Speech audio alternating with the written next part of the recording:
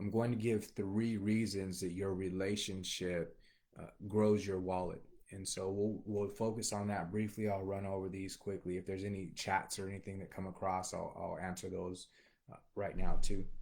All right. So the first reason is there's a focus that happens for you when your relationship is intact, and these are kind of outcomes that go on that I want you guys to be able to think about and allow them to drive you a little bit to get to a different space. So at work, it gives you a peace of mind so you can perform better. And so there was a stat that actually motivated me to start working more with relationships, doing more with my own relationships.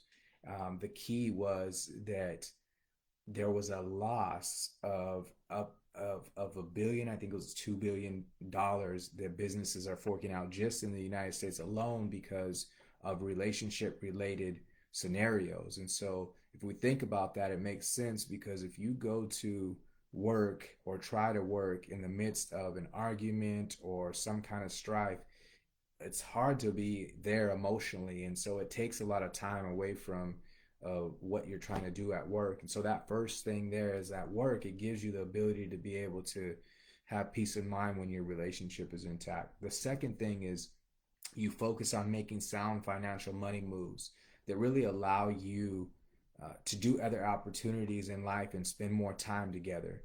And so there's a wheel that we end up being on whenever we're constantly having struggle in the relationship. You go to work and you struggle, you can't focus on doing things that mean growth in the relationship. And when that happens, you're in this wheel, and we can't do the things that mean like I'll spend more time together in a different way, or we'll spend more time together in a different way, or somehow we'll make our relationship financially sound and fit. So it's hard to do when our relationship isn't intact. But as our relationship gets intact, we get a chance to be able to learn new financial strategies, be able to focus more on making a financial gain that will help us get out of the scenario that we're in.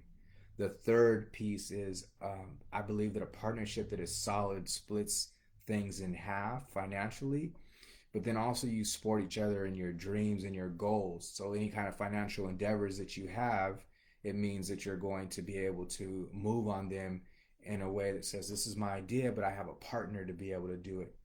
I think ultimately that grows your family tradition of financial independence, which is a big deal. Financial independence takes one area of stress off of what your future generations look like, but also in your current relationship. And so, how are we creating that? These three things here, I feel like, give our relationship an opportunity to exist differently.